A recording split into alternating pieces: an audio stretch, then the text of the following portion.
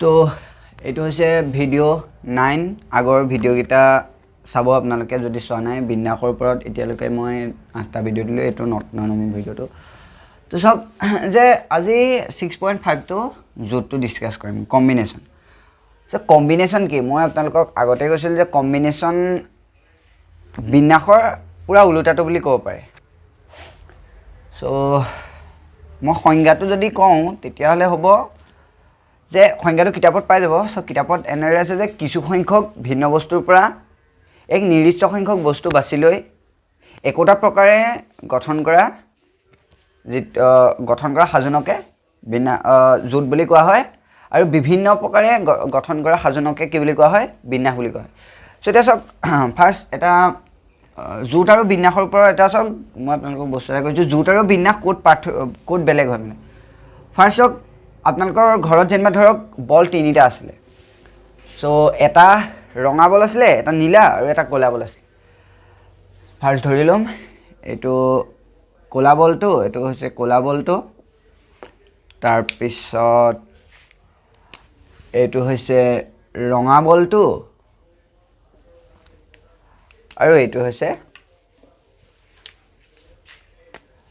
হৈছে নীলা বলটো এই তিনটা বল আছে আপোনালোকৰ ঘৰত সো আপোনাৰ আপুনি যেনিবা ফাৰ্স্ট এই বল কেইটাক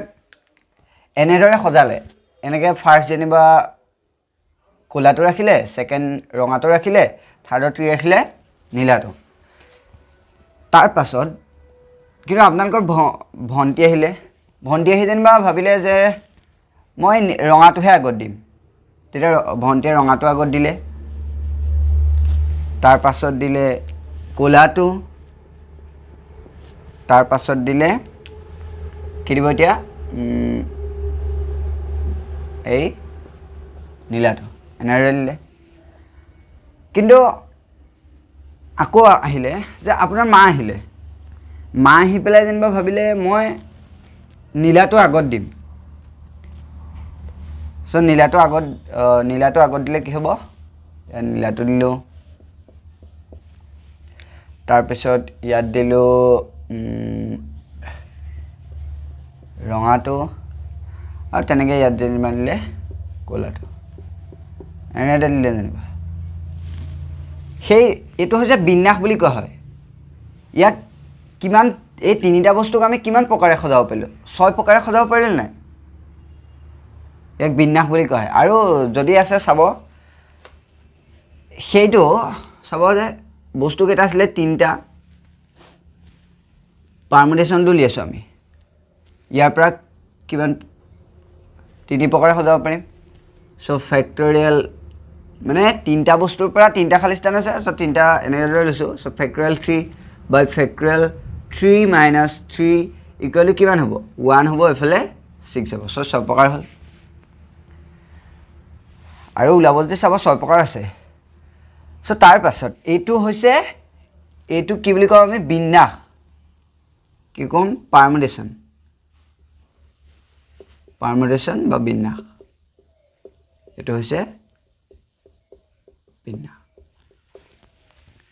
তাৰ পাছত জোটৰ সংজ্ঞাটো চাম লওক ইয়াক বিভিন্ন প্ৰকাৰে যেতিয়া সজাম এই তিনটা বস্তু তেতিয়া কি হ'ব এটো বিন্যাস আৰু জোটটো চাম এই যেটো ফাৰ্ষ্টতে আমি যি তিনটা বস্তু পাইছিলো সেই তিনটা বস্তু যেনেকৈ আছে আপুনি যেনেকৈ সজাওক লাগিলে তাৰ কিন্তু জোট এটাহে হ'ব মাত্ৰ মানে তাক এটা প্ৰকাৰে সজাব পাৰিম জোটৰ সংজ্ঞাটোৰ দ্বাৰা আমি এটো পাম সো এটো হ'ব কি জোট এটো হ'ব কম্বিনেশন সো বুজি পালে বুলি ভাবিলো তাৰ পিছত আমি এ বিৰ ক্ষেত্ৰত যদি ধৰো তেতে এ কিতাপত এ বি সি বুলি দিয়া আছে সো এ বি ক্ষেত্ৰটো আপোনালোকক দেখাইছো এ বি সি ক্ষেত্ৰত ধৰিছো এ বি সি ক্ষেত্ৰত ধৰিলে আমি তেনেকৈ পাম যে যদি বিন্যাস হয় তেতিয়া হ'ব 6 প্ৰকাৰে আৰু যদি জোট হয় তেতিয়া হ'ব কিমান প্ৰকাৰে 3 প্ৰকাৰে সো বুজি পাইছে এতিয়া আপোনালোকে জোঁটৰ সংজ্ঞাটো কিতাপত আছে চ' লিখিব তাৰপিছত আৰু এটা কথা আহিছে চাব জোঁটক কিহেৰে সূচোৱা হয় যেনেকৈ আমি পাইছিলোঁ যে বিন্যাসক NPR এৰে সূচোৱা হয় চ' জোঁটক কিহেৰে সূচোৱা হয় সেইটো চাম যদি মই এডালৈ লিখিছোঁ যে n সংখ্যক বস্তুৰ পৰা n সংখ্যক ভিন্ন বস্তুৰ পৰা r সংখ্যক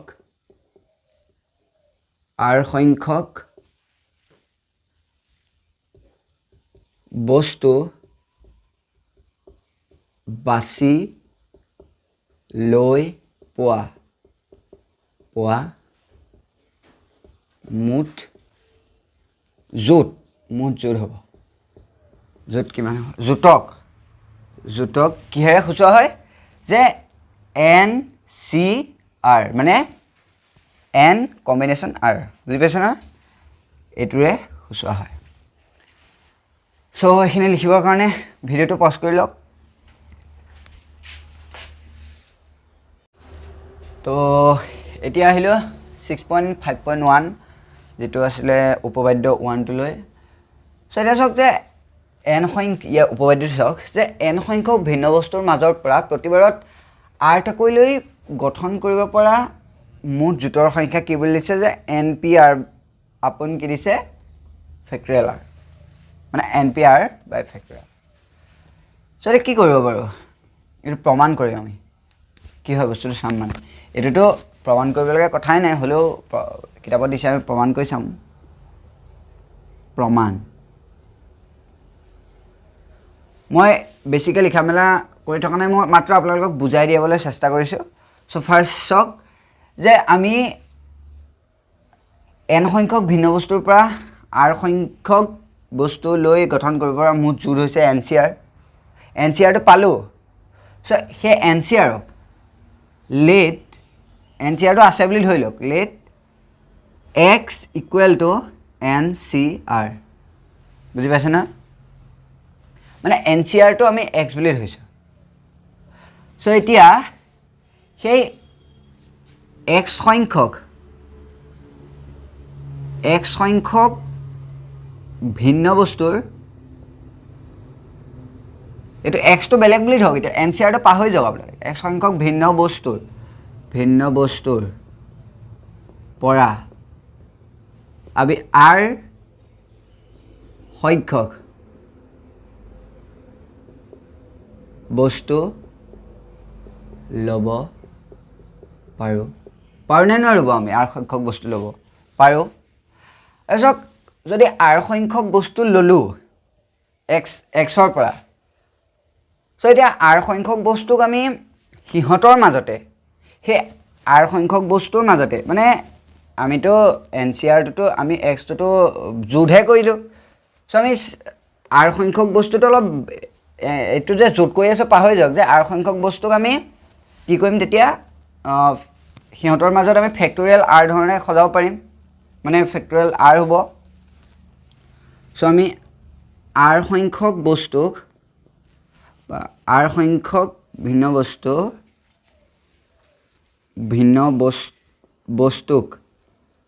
বস্তুক ফেক্টৰিয়েল r ধৰণে সজাব পাৰিম বুজি পাইছে বা পাৰি এতিয়া চাওক সেই x সংখ্যক বস্তু যে পালোঁ xটো হৈছে NCR চ' NCRৰ লগত আমি r সংখ্যক বস্তুকো মানে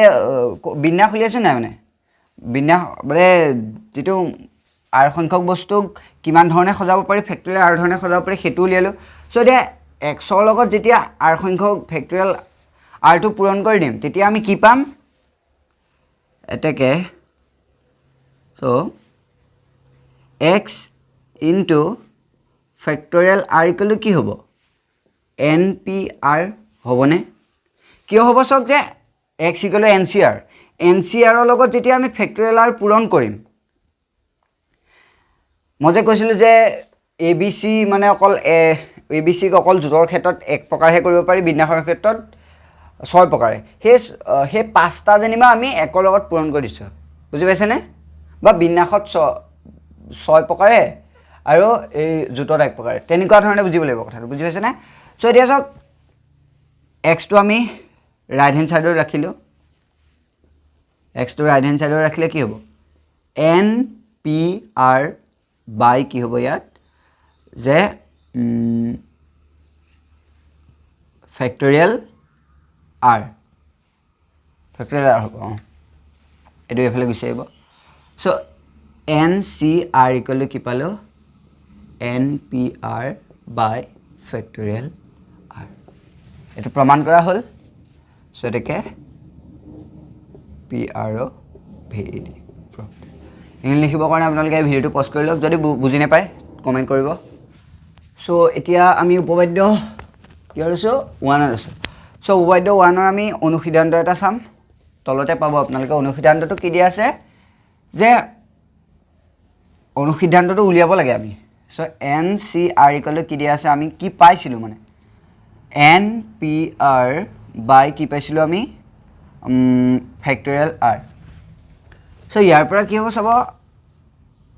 equal to NPR equal to কি পাইছিলোঁ আমি? Factorial N by factorial N minus R বাই কি পাইছে যাব যে ফেক্টৰিয়েল R হ'ল, বুজি পাইছে? চ' এতিয়া চাওক এইটো তলে নামি আহিব নাই? এইটো তলে নামি আহিব নাই? মানে তলত পূৰণ হ'বহি নাই? চ' factorial N by factorial R into কি হ'ব? ফেক্টৰিয়েল N মাইনাছ R, বুজি পাইছে? চ' আমি এতেকে অনুসিদ্ধান্ত এটা ল'ব পাৰোঁ যে মানে সিদ্ধান্ত এটা ল'ব পাৰোঁ যে factorial NCR equal to factorial R into factorial N minus R, বুজি পাইছে? চ' তাৰপিছত আৰু এটা দিয়া আছিলে, চাম আমি কি দিয়া আছে যে NCN ইকুৱেল টু কি দিয়া আছে? 1 দিয়া আছে। NCN ইকুৱেল টু কি পাম আমি? 1 দিয়া আছে। এইটো কেনেকৈ হয় আমি চাম, তাকে মানে R ইকুৱেল টু N লৈছে, R ইকুৱেল টু N লৈছে। চ' ফেক্টৰিয়েল N বাই কি হ'ব ইয়াত? Factorial N into factorial N minus N, বুজি পাইছে? চ' ইয়াৰ ইকুৱেল টু কি হ'ব? Factorial N by factorial N। চ' 0 হ'ল। আমি কি পাইছিলোঁ যে ইয়াত নালাগে। চ' factorial N by factorial N ইয়াত হ'ব ইনটু 1। মই সম্পূৰ্ণকৈ দেখুৱাই দিছোঁ যে ফেক্টৰিয়েল 0 ইকুৱেল টু কি পাইছিলোঁ আমি? 1 পাইছিলোঁ, চবেই জানে। চ' ফেক্টৰিয়েল N কেঞ্চেল, চ' 1। চ' আমি কি পালোঁ যে NCN ইকুৱেল টু 1। আৰু আপোনালোকে চাব NC0 ইকুৱেল টু 1 হয়। আপোনালোকে কৰি চাব, মই এতিয়া কৰি নিদিলে টাইমটো দীঘল হৈ যাব। চ' একেটা পদ্ধতিতে এনেকৈ কৰিলে হ'ল NC0 ইকুৱেল টু 1 হ'ব, বুজি পাইছে? চ' এইখিনি লিখিবৰ কাৰণে ভিডিঅ'টো পজ কৰি লওক। চ' এতিয়া আমি আৰু এটা অনুসিদ্ধান্ত চাওঁ যে NCR equal to NCN minus R। এইটো আপোনালোকে মনত ৰাখিব পাৰে, কিন্তু মই কেনেকৈ হৈছে বস্তুটো অলপ বুজাবলৈ চেষ্টা কৰিম। চ' চাওক যে NCR ইকুৱেল টু আমি কি পাইছিলোঁ? Factorial N by factorial factorial R N minus R, এইটো পাইছিলোঁ, সবাই মনত আছে। চ' ইকুৱেল টু কি আছে? ইকুৱেল টু ইয়াৰ পিছত একো লিখিব নোৱাৰোঁ, কিন্তু আমি বেলেগ এটাক এইটো উলিয়াবৰ কাৰণে আমি লিখিম ফেক্টৰিয়েল N বাই। চাওক ইয়াত লিখি থোৱা আছে যে প্লাছ N আৰু মাইনাছ N কেঞ্চেল কটাকটি কৈ থোৱা আছে যে প্লাছ N আৰু মাইনাছ N কেঞ্চেল যাব যদি আমি এটাত N আৰু মাইনাছ N, এই N মাইনাছ Nটোক যদি ক'ৰবাত ভৰাওঁ তেতিয়াতো বস্তুটো একেই থাকিব ন, কাৰণ 0 হ'ব। চ' তলত কি থাকিব? ফাৰ্ষ্ট আমি N মাইনাছ Rটো লিখিম, তাৰপিছত কি কৰিম চাব ইয়াৰ ওপৰত যে N minus N plus R, এই বস্তুটো তাৰ পৰা আনি ইয়াত সোমালোঁ, বুজি পাইছে না কথাটো? চ' এতিয়া কি হ'ব চাব ফেক্টৰিয়েল N বাই ফেক্টৰিয়েল, এইটো প্ৰবাদ কৰিবলৈ আহিবও পাৰে, চ' ভালদৰে চাব। ইয়াত হ'ব N minus N minus R, বুজি পাইছে ন কথাটো? এইটো ব্ৰেকেটৰ ভিতৰলৈ লৈ গ'লোঁ। চ' এতিয়া কি চাব n minus r ইয়াৰ লগত তুলনা কৰক কি কওক কম্পেয়াৰ n minus r টো কি হয় জায়গাত আছে r জায়গাত আছে n minus r equal to n minus r বুজি পাইছে না কথাটো সো এটা কি হ'ব চাব ইয়াৰ পৰা আমি কি পাম যে n c n minus r বুজি পাইছে n minus n minus এটো n minus r টো বাদে এই ইয়াত r হিচাপে হৈছিলে আৰু ইয়াত আমি n minus r সো এখিনি লিখিবৰ কাৰণে আপোনালোকে ভিডিওটো পজ কৰি লওক এতিয়া আমি এক্সাম্পল 1 লৈ গৈছো জুটৰ সো 5c 2 দিয়া আছে ফাৰ্স্টটো মান নিৰ্ণয় কৰিবলৈ দিছে সো আমি মান নিৰ্ণয় কৰিম ফেক্টৰিয়েল 5 হল বাই ফেক্টৰিয়েল কি হ'ব এতিয়া 2 হ'ব ইনটু ফেক্টৰিয়েল 5 minus 2 ইয়াৰ পৰা আমি কি পাম যে ফেক্টৰিয়েল 5 বাই ফেক্টৰিয়েল 2 ফেক্টৰিয়েল 3 বুজি পাইছে সো ইয়াৰ আমি ফেক্টৰিয়েল 3 আৰু ইয়াত ফেক্টৰিয়েল 3 কেনসেল এটো আমি এটো বই তলত আখাই পতা নাই এটোক আমি ফেক্টৰিয়েল 5 ক কেনেকৈ পাতিব পাৰিম যে ফেক্টৰিয়েল 3 ইনটু 5 ইনটু 4 হিচাপে পাতিব পাৰিম factorial 3 cancel so year equal to আমি 2 পাতিব পাৰিম ফেক্টৰিয়েল 2 ইকুৱেল টু আমি 2 পাতিব পাৰিম 2 এ 4 ক 2 বাৰ গল এটাকে 10 বুজি পালে আপোনালোকে অলপ দীঘলকে কৰিব বয় শৰ্টকাট কৰি দিছো নাটিবৰ কাৰণে সো ফেক্টৰিয়েল 9 হল বাই ফেক্টৰিয়েল 7 ফেক্টৰিয়েল 9 minus 7 হল বুজি পাইছে ইকুৱেল টু তলত কি হ'ব 9 minus 7 ইকুৱেল টু কিবা হ'ব ফেক্টৰিয়েল 7 আৰু W 7 equal to 2 hall so ওপৰত কিবা আমি ফেক্টৰিয়েল 9 আছে ফেক্টৰিয়েল 9 টু 7 আৰু 7 কটা যোৱাকে কি কৰিব পাৰো আমি 9 ইনটু 8 ইনটু কি কৰিব পাৰো ফেক্টৰিয়েল 7 কেনসেল গল সো ইয়াক আমি 2 হিচাপে লিখিব পাৰিম into 2 so 2 4 hall equal to কিমান হল 36 বুজি পাইছে সো তাৰ পিছত আমি সাম সো ফেক্টৰিয়েল 12 বাই ফেক্টৰিয়েল 2 হল বাই ফেক্টৰিয়েল 12 মাইনাস কি হল 2 হল ইকুৱেল টু ফেক্টৰিয়েল এটো পিছত লিখিম ফাৰ্স্ট এটো লিখি লৈছো তলত আহিলে 2 আহিলে factorial 2 equal two 2a so factorial 10 হল ওপৰত কি হ'ব এতিয়া 12 into 11 into factorial cancel so ইয়াত হ'ব 6 ইনটু 11 66 সো ইয়াৰ পিছতো সো nc1 ইকুৱেল কি পাইছিলে nc1 ইকুৱেল কি পাইছিলে 1 এ পাইছিলে সো 89c1 ইকুৱেল কিমান পাব 1 বুজি পাইছে সো এখিনি লিখিবৰ কাৰণে ভিডিওটো পজ কৰি লওক সো এতিয়া আমি এক্সাম্পল 2 লৈ আগবাঢ়িছো সো এক্সাম্পল 2 টো কি দিয়া আছে সক n ৰ মান উলিয়াব লাগে n ইকুৱেল টু আমি কিমান উলিয়াব লাগে n ইকুৱেল টু কিমান হেতু উলিয়াব লাগে সো ইয়াৰ সলিউশনটো সক দুটা দিয়া আছে দুটা কৰিম আমি ফাৰ্স্ট যে 18cn টো আমি কি পাইছিলো n c ফাৰ্স্ট আমি জানো যে লিখি লব nc r ইকুৱেল কি পাইছিলো nc n minus r এটো পাইছিলো না আমি এই সূত্ৰটো লৈ লওক ফাৰ্স্ট মনত ৰাখি লওক তাৰ পিছত এটো অংক কৰিব পাৰো সো 18c 18 minus n কৰিলো বুজি পালে equal to 18c 2 n plus 3 হল এটো আৰু এটো যেহেতু একেটা আছে না সো আমি কি কৰিম 18 minus n যেনেকে 1 স্কয়াৰ থাকে যদি 2 স্কয়াৰ থাকে আৰু ৰাইট হ্যান্ড সাইডে যদি x স্কয়াৰ থাকে তেতিয়া যেনেকে বা 2 টু দি পাৱাৰ x থাকে এটা মানে 2 আৰু 2 টু দি পাৱাৰ 2 আৰু 2 টু দি পাৱাৰ x থাকিলে x ইকুৱেল টু 2 ধৰিব পাৰো তেনেকৈ আমি ধৰিছো সো 2n plus 3 হৈছে ইকুৱেল টু কি হ'ব এতিয়া যে n টো হিফালে লৈ যাব তো n হল তো এটা প্লান লো এটা ট্ৰাইসেন হ'ব তো ডিভাইড হল এর ইকুয়াল কি হল না এটা 50 হ'ব 50 হ'ব এটো 15 এটো 3 টো আমি এফালে লৈ যাও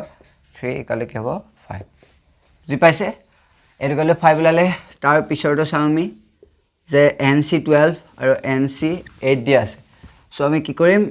এই সূত্ৰটো এপ্লাই কৰিম এই সূত্ৰটো ইয়াত এপ্লাই কৰিম সো কি হ'ব NCn-12 ইকুৱেল টু NC8 হ'ল ইকুৱেল টু কি পাতিম n-12 ইকুৱেল টু 8 হ'ল ইয়াৰ পৰা কি হ'ব চাব যে n ইকুৱেল টু কি হ'ব 20 হ'ব 20 হয় সো এটো এনসাৰটো 20 সো এখিনি বুজি পালে বুলি ভাবিলো সো লিখিবৰ কাৰণে ভিডিওটো পজ কৰি লওক সো এতিয়া আমি এক্সাম্পল নম্বৰ 3 লৈ আগবাঢ়ি গৈছো এক্সাম্পল নম্বৰ 3 টো দি আছে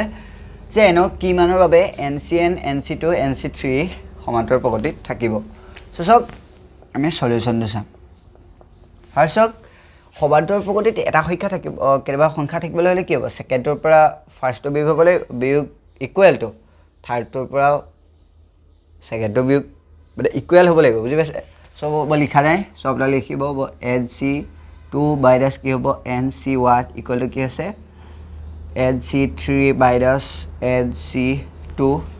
সো ইয়াৰ পৰা আমি কি পাম 2 into NC2 এটো এফালে লৈ আহিছো সো NC3 plus NC1 এটো এফালে লৈ গৈছো সো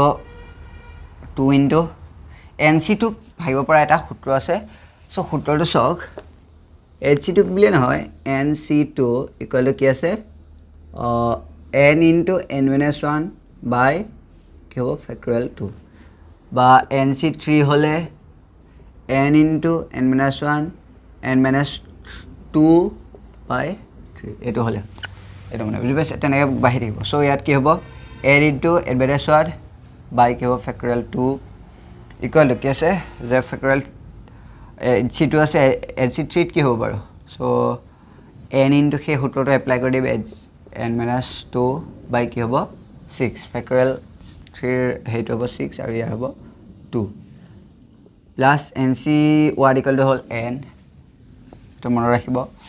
সূত্ৰটো বৈ লিখিছো NC1 ইকুৱেল টু n এটো কৈ চাব পাৰিব এইটা সূত্ৰ 2 to কেনসেল গল সো ইয়াত থাকিব n into n-1 equal to কি থাকিব সক 6 to আমি লখা গলৈছো n into n-1 n-2 ইয়াত কি হ'ব প্লাস 6n মানে 6n হ'ব না হয় 6n হ'ব সো 6 to এফালে লৈ হলে কি হ'ব 6n n-1 ইকুৱেল টু ইয়াত কি হ'ব n to কমা লব পাৰিম দে সবকে দে কমা লব পাৰিম n-1 n-2 hey n to কমা লৈছো ইয়াত হ'ব প্লাস 6 বুজি পালে সো ইয়াত চক n আৰু n কেনসেল গল সো ইয়াত হ'ব 6n - 6 ইকুৱেল টু কি হ'ব n-1 n-2 x minus a x minus b হেই সূত্ৰটো এপ্লাই কৰিব লাগিব সো ইয়াত হ'ব n square minus 1 plus 2 thrice n plus কি হ'ব এটো 2 into 1 so plus হ'ব 6 বুজি পালে plus 6 হল so এতিয়া সক এই 6 টো এফালে লৈ গলো আৰু এই thrice টো এফালে লৈ so 9n হল 9n বা 6 টো এফালে লৈ আহিছো তে কি হ'ব 12 minus 2 to এফালে লৈ আহিলো minus n square হয় দে n square ইকুৱেল টু কি হ'ব 0 সো আমি সবকে প্লাস কৰি দিম বাইৰাসতে যদি পূৰণ কৰি দিও তেতিয়া কি হ'ব n square minus 9n minus কি হ'ব ইয়াত প্লাস হ'ব প্লাস 14 এটো প্লাস হল এটো প্লাস হল 14 হল ইকুৱেল 0 সো ইয়াক আমি হেৰি কৰিম মানে আৰু কি বৈধৱ পদ বিভাজন কৰিম বা n square minus 7n 14 আছে minus twice n plus 14 equal to 0 so n whole n minus 7 minus 2 whole n minus 7 equal to 0 so ইয়াৰ পৰা আমি কি পাম যে n minus 2 equal to 0 আৰু n minus 7 equal to 0 এটো or মাজত পালে or so চাওক n = 2 আৰু n = 7 সো এটো সম্ভৱ হ'ব নে সম্ভৱ হ'ব জানো যেটো n is greater than r হয় কিন্তু এটো 3 কৈ সৰু হয় 2 হ'ব জানো সো গ্ৰহণযোগ্য নহয় অসম্ভৱ সো n = 7 হ'ল সো n = 7 তো হ'ব পাৰে ইয়াত 3 কৈ 7 তো ডাঙৰ সো বুজি পালে যে লিখিবৰ কাৰণে ভিডিওটো পজ কৰি লওক সো এতিয়া আমি এক্সাম্পল আমাৰ 4 টো আগবাঢ়ি গৈছো 4 টো মই শৰ্টকে লিখি দিছো আপোনালোকে চাই ল'ব যে 50 জন ছাত্ৰৰ পৰা 5 জন ছাত্ৰ কেনেদৰে বাছনি কৰিব পাৰে কিবা ধৰণে বাছনি কৰিব পাৰে সো শক এটো টান নহয় হেকাৰে মই ইমান কৰা সো শক n = কিবা দিয়া আছে আমাৰ 50 আৰু r = কিবা দিয়া আছে 5 সো আমি জুটৰ সূত্ৰৰ পৰা কি পাও nc বা nc লাগে 50c 5 = কি পাব আমি সে factorial 50 by factorial 5 by 50 minus 5 equal to 5 জন নে 3 জন sorry 3 জন এটা 3 জন আৰু r = 3 so r = কি হল 3 so at 50 হ'ব by এটো হ'ব 3 6 into factorial 47 ইয়াৰ এনসাৰটো আপোনালোকে কৰিব পাৰিব যে ইয়াতো 50 আৰু 49 48 টো বাহিৰলৈ লাগিব 47 ক্যান্সেল আৰু এটো হৰণ কৰি পেলাই পূৰণ কৰি দিলে হ'ব সো ইয়াৰ এনসাৰটো কি আছে বসা 90600 সো এটো এনসাৰটো পাৰিব বুলি ভাবিলো লিখি লব সো এতিয়া বিছো এক্সাম্পল 6 টো লৈ সো এক্সাম্পল 5 টো আপোনালোকৰ বিশেষ টান হয় এক্সাম্পল 5 টো কি দিয়া আছিল যে 12 জন খেলুৱৈৰ মাজৰ পৰা এজনীয়াকৈ কেটা দল গঠন কৰিব পাৰি সো 12c1 টো দিলে এটো খতম হৈ যাব সো মই 6 টো অলপ টান আছে সো এটো অলপ বুজাবলৈ চেষ্টা কৰিছো সো 5 জন ছাত্ৰৰ পৰা 5 জন ছাত্ৰ আৰু 5 জনী ছাত্ৰী দিয়া আছে মাজৰ পৰা 3 জনীয়া এটা দল গঠন কৰিব কিমান ধৰণে গঠন কৰিব পাৰি যত এজন ছাত্ৰ আৰু এজনী ছাত্ৰী মানে থাকিবই লাগিব সো আমি সম্ভাব্য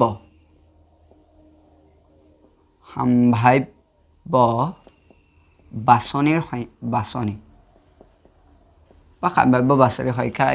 স্বাভাৱিক ফাৰ্স্ট আমি ছাত্ৰ আৰু ছাত্ৰীৰ কাৰণে ঘৰ দুটা বনাইছো কিয় বনাইছো বুজি পাব এটো হৈছে গাৰ্ল এটো হৈছে বয়জ এজন ছাত্ৰ আৰু এজন ছাত্ৰী থাকিব লাগিব ফাৰ্স্ট যেনিবা ধৰিলো এজন ছাত্ৰ ধৰিলো তেতিয়া কিবা হ'ব ইয়াত তিনিজনীয়া দলহে গঠন কৰিব লাগে দুজন হ'ব দুয়েকে 3 গলো দুয়েকে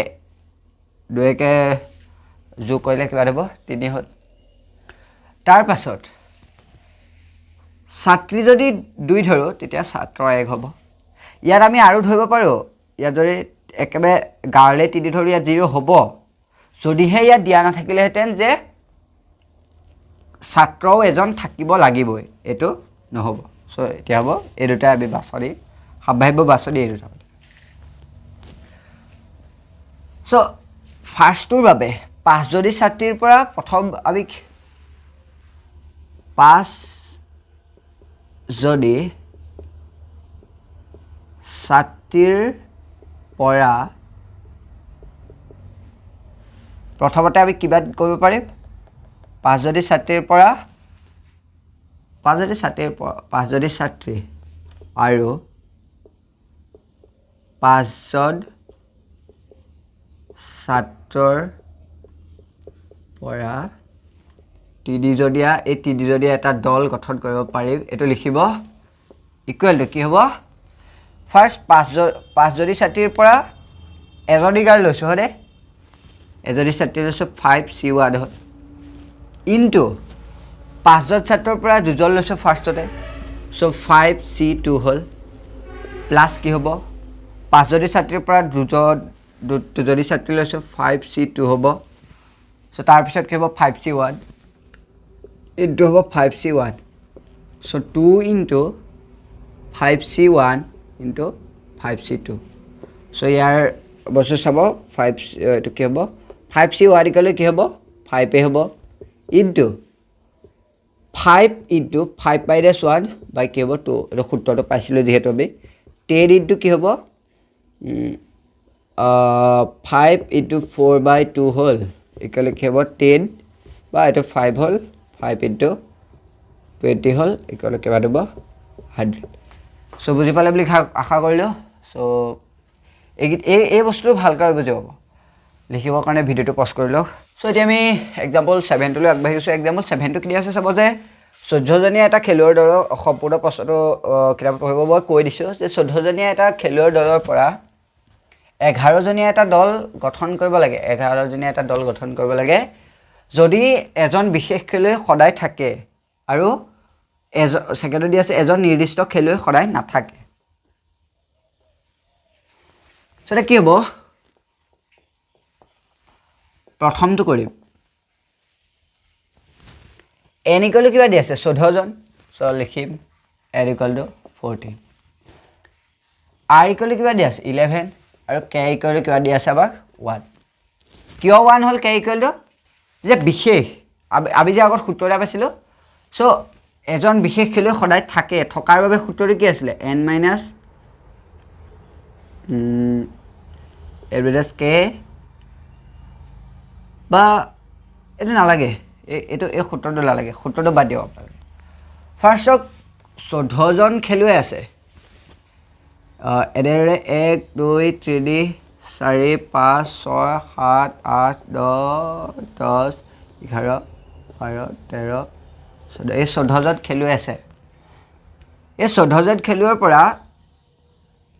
যদি এজন সদায় থাকে এই এজন যদিবা সদায় আছে এই এক নম্বৰ জন যদিবা সদায় থাকে তো এই এক নম্বৰ জনক বাদেই দিয়ক মানে এই এখিনিৰ ওপৰতে ডিপেন্ড কৰিব দে গোটে অংকটো হে 13 জনৰ ওপৰত ডিপেন্ড কৰিব তাৰ পাছত এটোটো আমি n ৰটো হে ধৰিলো সো r ৰটো ধৰিব r ইকুৱেল টু 11 আছে 11 ৰটো এজনৰ কাৰণে তো হেই হলে এটো আসলে n আসলে এটো n আসলে সো এতিয়া r ৰ কাৰণে ধৰি 1 2 3 4 5 6 7 8 9 10 11 এটো হৈছে সো এই এক নম্বৰ খেলুৱৈ যদি 11 ত খৰাই থাকে মানে এই ইয়াৰ খৰাই থাকে সো এই গিটা ভিতৰতে আবাৰ বাছদ্য হ'ব সো ইয়াত কিবাটা আছে 13টা আছে আৰু ইয়াত খেলুৱৈ যত কিবা আছে 10 জন খেলুৱৈ আছে সো আবাৰ বাছদি কিবা হ'ব বাছদি নিৰ্ণয় বাছদি ইকুৱেল কি হ'ব 13c কি হ'ব এটো 13c 10 হ'ব equal to 13 by 10 13 minus 10 equal কি হল 13 by 10 আছে 13 into 12 into 11 factorial 10 whole factorial 10 by to give factorial 10 to 3 factorial total it is factorial 3 equal to 6 it is 2 whole to 286 so answer to give 286 first of answer to palo এটা সেকেন্ডৰ বাবে কৰিব লাগিব দে সেকেন্ডটো কৰিম এতিয়া আমি এজন নিৰ্দিষ্ট খেলুৱৈ সদায় নাথাকে বুলি কৈছে সো এতিয়া আমি এজন নিৰ্দিষ্ট খেলুৱৈ সদায় নাথাকে কিন্তু সেই 14 টাৰ পৰা আমি 11 জনীয়া দলটো গঠন কৰিব লাগে কিন্তু দলটোৰ 11 জনে থাকিব কিন্তু গঠনে এজন খেলুৱৈ নাথাকে তাত সো 14 টাৰ পৰা কমিব কিন্তু 11 ৰ পৰা কমিব নকমে কাৰণ চক 11 জনে গঠন কৰিব লাগে আগত আসলে ইয়াৰ আসলে কিন্তু 10 জন থাকিব কাৰণ এজনটো ফিক্সড হৈ গলে এজন থাকিবই কিন্তু ইয়াত বেলেগ হ'ল সো ইয়াত কি হ'ব 13c11 ইকুৱেল কি হ'ব 13 by 11 13 minus 11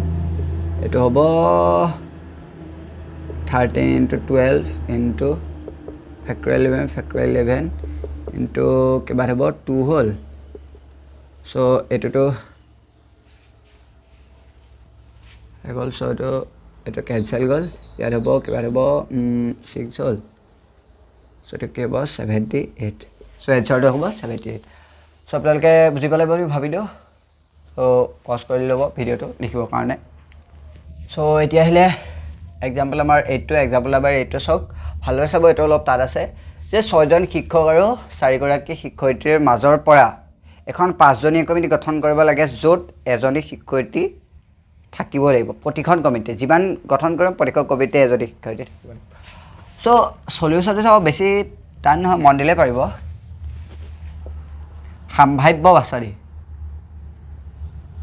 সম্ভাব্য বাছনি কি হ'ব চাব শিক্ষক শিক্ষয়িত্ৰী আমি হেতু বনালিছো ঘৰটো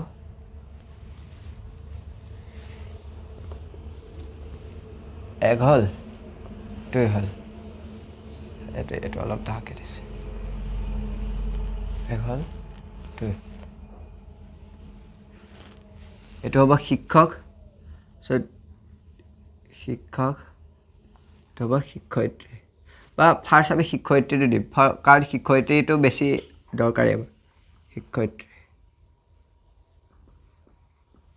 এজন হ'ব শিক্ষক এটো হ'ব বাছনিক সংখ্যা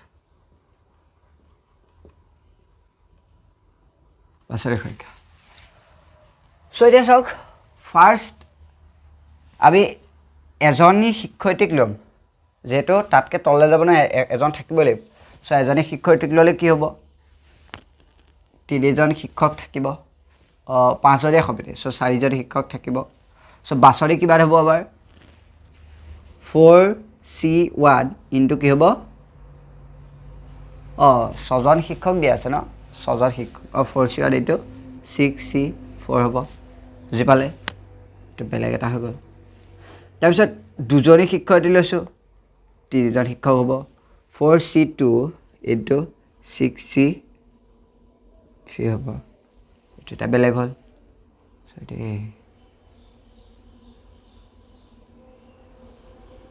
এটা বেলেগ হ'ল সো তিনিজন শিক্ষক লৈছো ইয়াত হ'ব দুজন হ'ব 4C কি হ'ব ইয়াত 4C3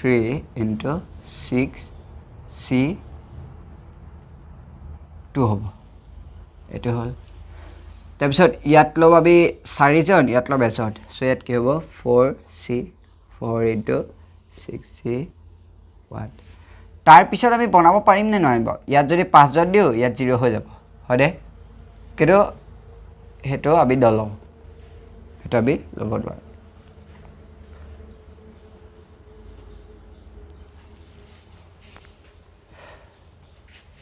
সো এতিয়া এটো হ'ল তাৰ পিছত ইয়াত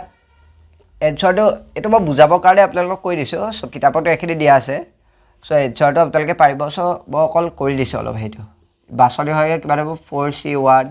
into 6C4 plus 4C2 into 6C3 into 4C3 into 6C2 into sorry eto dai de eto plus hobo aru eto plus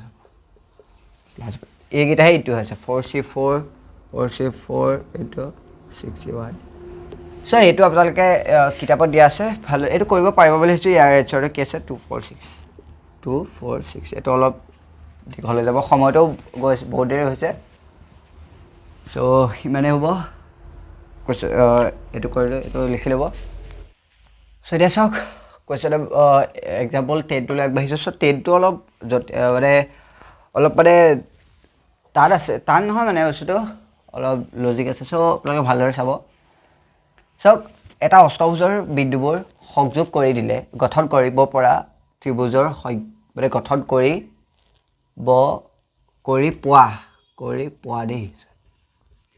পোৱা ত্ৰিভুজৰ সংখ্যা আৰু কৰ্ণৰ সংখ্যা আমি উলিয়াব লাগে সো ফাৰ্স্ট সলিউশনটো আমিলো সলিউশনটো ফাৰ্ষ্ট হেৰিটো কি দিয়া আছে চাব যে অষ্টভুজ দিছে অষ্টভুজ হ'বলৈ হ'লে 8ডাল বাহু থাকিব লাগিব 1 2 1 2 3 4 5 6 7 8 1 হ'ল 2 হ'ল 3 হ'ল 5 হ'ল 6 হ'ল 7 হ'ল 8 হ'ল 1 2 3 4 5 6 7 8 8ডাল হ'ল ইয়াত এইটো অলপ বেয়া আছে হ'লেও ভালদৰে আঁকিব পাৰে চাওক তেনেকৈ চাওক যে ফাৰ্ষ্ট ত্ৰিভুজ গঠন কৰিব লাগে এইটো ত্ৰিভুজৰ কাৰণে এইটো ফাৰ্ষ্টটো ত্ৰিভুজৰ কাৰণে বুলি ধৰক ত্ৰিভুজ গঠন কৰিবলৈ 3টা শীৰ্ষবিন্দু গঠন কৰিব লাগিব এনেকৈ 3টা শীৰ্ষবিন্দু আছে এটা দুটা তিনিটা আকৌ এইটো হ'বলৈ হ'লে এটা দুটা তিনিটা এইটো হ'বলৈ হ'লে এটা দুটা তিনিটা এইটো হ'বলৈ হ'লে এটা দুটা তিনিটা এনেদৰে যিমান গঠন কৰিব পাৰি সেই ত্ৰিভুজৰ সংখ্যাবোৰৰ কথা কৈছে কিমান ত্ৰিভুজৰ গঠন কৰিব চ' ইয়াৰ এনচাৰটো চাব আবা শীৰ্ষবিন্দু কেইটা আছে 8টা দিয়া আছে ত্ৰিভুজ দেই ত্ৰিভুজ গঠন কৰিব ত্ৰিভুজৰ বাছনি শীৰ্ষবিন্দু এডোখৰ লিখক শীৰ্ষবিন্দু কেইটা দিয়া আছে 8টা চি মানে কম্বাইনেশ্যন কেইটাত বিন্দু লাগে আমাক 3টা বিন্দু লাগে গঠন কৰিবলৈ চ' এইটো চ' ইয়াত বেলেগ নাই চ' ফেক্টৰিয়েল 8 বাই ফেক্টৰিয়েল 8 মাইনাছ 3 ফেক্টৰিয়েল 3 হ'ল এইটো হ'ল তো 8 ইনটু 7 ইনটু 6 ইনটু 5 হ'ল বাই 5 হ'ল 3 হ'ল এইটো 6 হ'ল 7 হ'ল 36 এইটো এনচাৰ চ' এইটোতো হ'লেই ফাৰ্ষ্টটো হ'ল এতিয়া ছেকেণ্ডটো চাব আমি কৰ্ণ সংখ্যা চাব আকৌ আমি এইটো আঁকিম 1 হ'ল 2 হ'ল 3 হ'ল 4 হ'ল 5 হ'ল 6 হ'ল 7 হ'ল 8 হ'ল এইটো আঁকিম ইয়াত যদি কৰ্ণ চাওঁ দুডাল কৰ্ণ হেৰি হ'বলৈ 2টা বিন্দু লাগে নাই এডাল কৰ্ণ হ'ল এই 2টা বিন্দু লাগিলে এডাল কৰ্ণ হ'ল এডাল কৰ্ণ হ'ল এডাল কৰ্ণ হ'ল এনেকৈ 2টা বিন্দু লাগিব তাতো এটা কথা আছে এডাল কৰ্ণ হ'ব নেকি আকৌ তেতিয়াহ'লে এডালটো কৰ্ণ হ'ব নোৱাৰে 2টা বিন্দু আছে এডালটো কৰ্ণ হ'ব নোৱাৰে চ' আমি কৰ্ণৰ বাছনি লিখিম কৰ্ণৰ